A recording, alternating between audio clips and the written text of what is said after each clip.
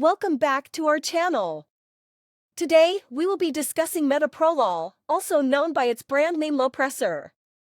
Before we dive into the medication itself, please keep in mind that this channel is for information purposes only and should not be used as a source for personal healthcare recommendations.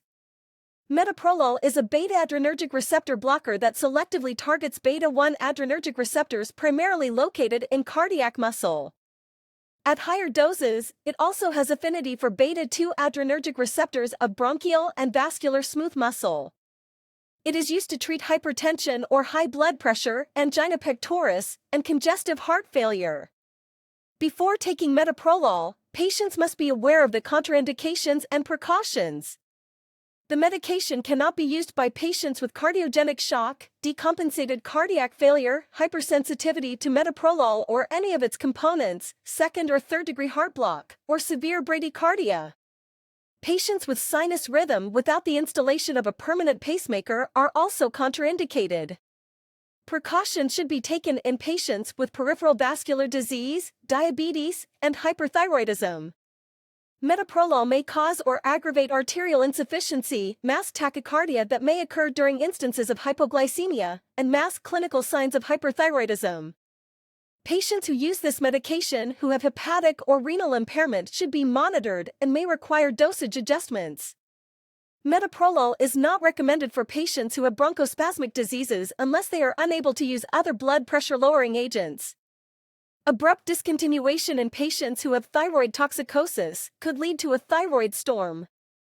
This medication should be titrated slowly when coming off of the medication rather than stopping it abruptly. For hypertension or high blood pressure, patients can expect an initial dose of 25 to 100 milligrams taken once daily. The dose would then be increased based on antihypertensive effects. Typically, doses should not exceed 400 milligrams daily.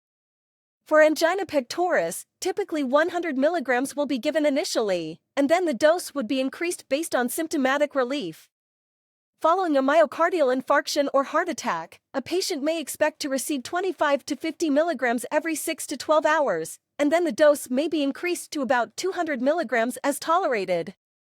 Like all medications, metoprolol may cause some side effects or adverse reactions.